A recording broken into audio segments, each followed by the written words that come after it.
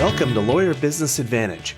This podcast is dedicated to helping attorneys earn more money, get better clients, and spend more time with family. I'm your host, Alay and founder of Law Firm Success Group. Smart business guidance for small law firms begins in 3, 2, 1. And it's my pleasure to welcome back to Lawyer Business Advantage, Julia Taylor, CEO of Lev Legal. Julia, how are you doing today? I'm great. How about you? I'm doing really well, thank you. It's a Friday and the sun is shining and things are good. Well, Um it's a cloudy Friday here, and we're very happy about it in the South because it's been so hot. Remind me again, where are you based? Charlotte, North Carolina. Charlotte's gorgeous, but you work with clients all over the country, right? Yes, we serve law firms nationwide. So you do a really interesting thing, which is virtual paralegals. So how did you get into that business? Yeah, I was a litigation paralegal for several years. Before that, I answered phones in the basement of a big law firm in Orlando and worked my way up from there. Wow. Last position was firm administrator. But I worked in big law, and I just saw all the resources that I had to me as a non-lawyer in big law. And we'd have like small solos up against us trying to send document productions and struggling just to send the link for that. So I was just like, okay, there is a market for getting these solo attorneys the help they need without having to spend big law budgets to get that type of talent. That is super cool. So what you do, my understanding is you provide really virtual paralegals to small law firms. Yes. So solo attorneys, small firms have been our bread and butter for, most of the time that we've been open. But recently, even like mid-size and bigger firms are finding value in outsourcing paralegal support because it is really hard right now to find good, trained, ready to go paralegals. So I want to dive into this. And you're a paralegal, so you know the relationship between an attorney and a paralegal is a pretty close-knit one, is my understanding. How have you been able to translate that experience that you had at Big Law, um, and kind of have a similar relationship, but have that in a virtual fractional setting even? Yeah, I look for talent that has come from big law or really good firms. I think one of the challenges is the word paralegal is used so loosely, and there's Sure. not like a clear definition of it. So sometimes you have paralegals that have worked at a firm for 25 or more years as a paralegal, but didn't do paralegal work. They were more of a secretary. So I think I have a talent of identifying those people that are true paralegals and placing them with attorneys who can have them up and running in their practice within a couple of hours. Relationships are very important to us. So the attorneys do build that one on one relationship with the paralegals. Um, and it's never like, okay, they don't know who's working on their files day to day. They do get to know their paralegals. They become partners and, case investigators and, all the things with their attorneys. And have you found that it works better on a fractional basis? So having a virtual paralegal, a few hours a week, or is it a situation where the firm will hire a virtual paralegal full time? Yeah, it's actually a little bit of both. So we have one set of clients who need help, but they don't need the help full time. And there are a lot of states now where the rules of hiring, your own contract support or, just all the things is just really confusing and frustrating for a lot of, solo firms. So we take away that headache. So they get the help they need without feeling like they have to come up with 40 hours of work a week. And then we have other firms where they have 40 hours or more of work a week, but it still works out for them to be able to use a service like ours because the overhead is so much lower than what it would be if those people were in the office full time. Got it. One of the challenges I run into is that, a lot of my clients are looking to hire, and oftentimes they're looking to hire paralegals. Almost all of them want someone in the office. So, yeah, I expect you probably get that question a lot. I'd just love to get your thoughts on that. Yeah, so I think it's completely possible to run a practice, a successful practice, without having to have a warm body in a seat every day. And so we certainly realize there are situations where, you've got a mediation, you've got a trial, you need someone in there, all hands on deck. And we certainly provide those services to firms. So we will come and help out in times of need and special occasions like that. But most of the work can be done remotely. We've all saw it in COVID. I think we were set up for that. And so since then, our target demographic has changed as well, because people have realized I can do this. I don't have to have this person here. And hey, maybe I can save some money in the process. And instead of spending tens of thousands of dollars on office space, I could reinvest that money into my staff or my software, or even back into myself. A lot of firms aren't even paying themselves what they should, and not realizing, hey, if I got rid of this office rent or, some of these things, then it would go back into my pocket. Yeah, yeah. When those leases are coming up, a lot of those firms are opting for smaller spaces and doing more Yeah. work virtually, which is really, really cool. Um, okay, and would love to get, maybe a recent case study that you had, maybe a really interesting client who had some challenges and really benefited by bringing on a virtual paralegal from you. Yeah, I think sometimes people don't realize, especially if you do billable work, how much of a value add a paralegal can be. So when you talk about like market, and it definitely varies throughout the country, but at a minimum, you can bill your paralegal out at $100 an hour. Some places that number gets closer to like two or three hundred Yeah, dollars an sure. hour. So if you're paying someone a fraction of that to do work that you aren't able to do yourself, it's an instant value add. And so I've seen so many of my clients be able to, pay themselves or make a profit or invest in marketing and all these things, because the paralegal, while it's an expense, it's a moneymaker. So, I can think of several firms where, just having that paralegal bill 10 to 20 hours a week just has completely changed the trajectory of their firm. Yeah, it's really, really a big value add. And as you mentioned, it's a moneymaker. I use the term profit center, but it's the same Yes. thing. Like Mhm. their role is to make the firm money. And curious to get your thoughts on this. I find with a lot of my clients to break even on hiring a paralegal. So the amount of work that they can bill, at which point they basically pay for themselves, so it's not Yeah. costing the firm any money. It's about Mhm. 10 hours a week. Mhm. What's your experience been? Yeah, no, I agree. And then when you take into account that you're using an outside service, so you're not paying PTO, you're not paying taxes, you're not paying an employee for hours where they don't have billable work, that number might even be a little bit less than that. Sure. Yeah, absolutely. So everything on top of that is pure profit to the firm, which is fantastic.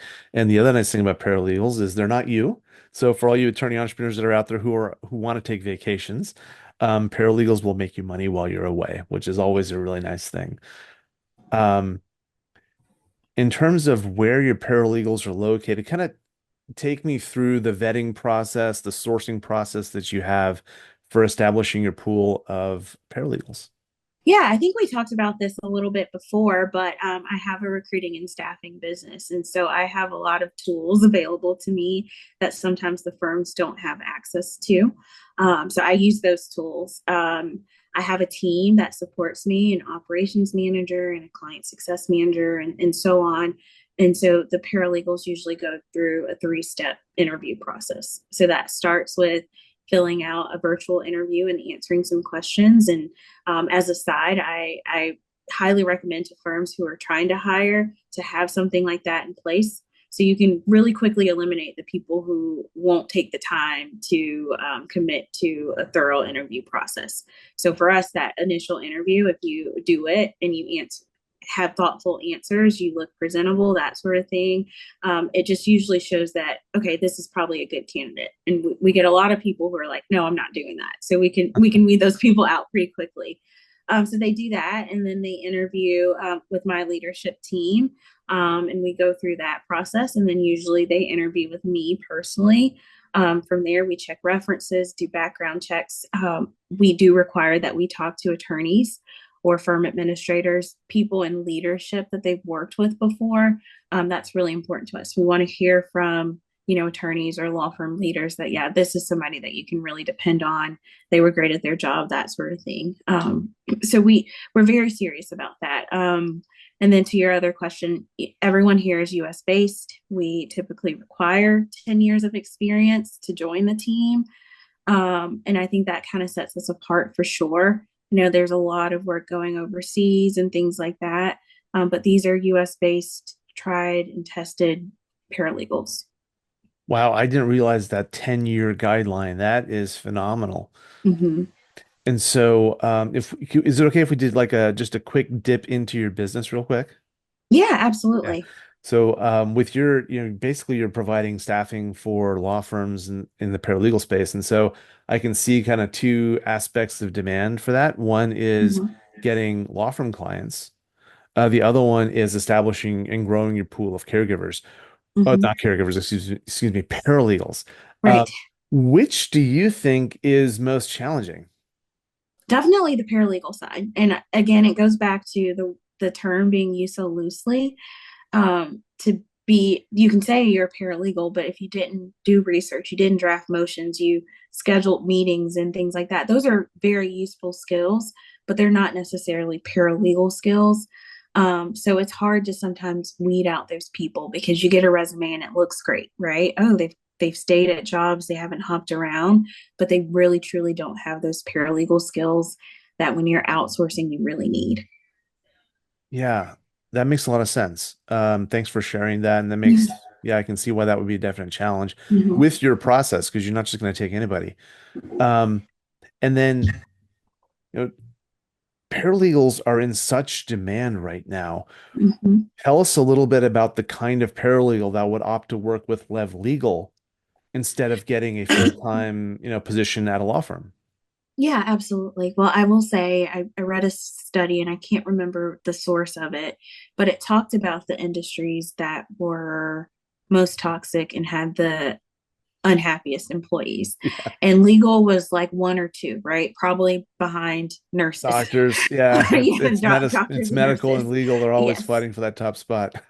Yes. So I think we provide an environment where you can do the things that you really love about being a paralegal, but get out of the toxic law firm environment. So that's where we've been able to get some really good big law paralegals and things like that because you can work from home, work from wherever, you can kind of make your own schedule and work for a variety of different clients, can learn things that you might not have been able to learn if you stayed at just one firm. New technologies and things like that. We provide them with all the software and tools that they need to be successful. I'm constantly trying new software and AI tools and things like that to make everyone's job easier. So I think that's the value add that we add for a paralegal. You can do the things that you want to do without the headache, the commute, the social structure, that sort of thing. Awesome.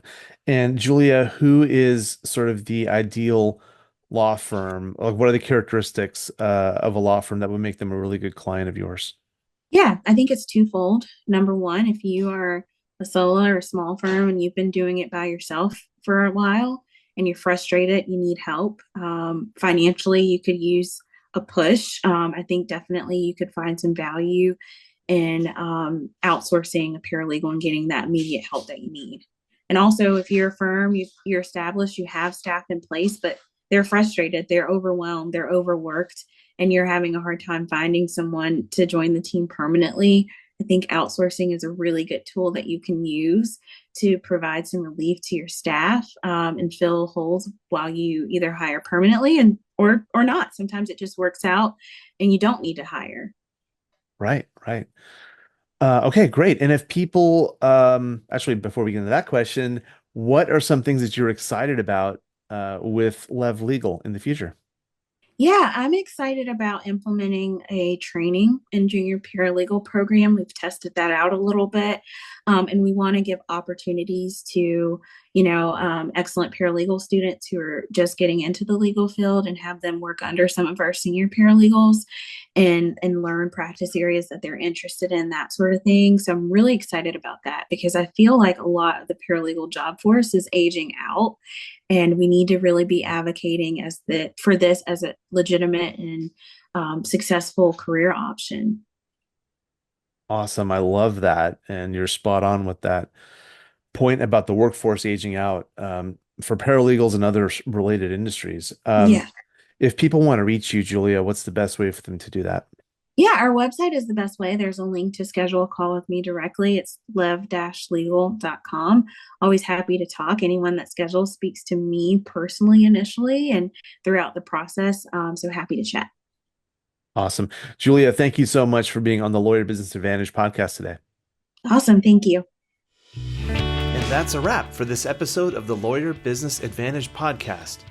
One thing that would really help both us and other new potential listeners is for you to rate this show and leave a comment in iTunes, Stitcher, or wherever you tune in to listen. And I want to hear from you, so connect with me on LinkedIn and let me know what you think of this episode. And if you are a solo or an owner of a small law firm and you're looking to earn more money, attract better clients, or reduce your stress, we would love to talk with you to see how we can help. Request your free law firm assessment by visiting lawfirmsuccessgroup.com. Again, that URL is lawfirmsuccessgroup.com. We look forward to talking with you soon. Thank you for listening. My name is Alay Yajnik. Until next time, remember, you can seize freedom. You can embrace happiness. You can build your perfect practice.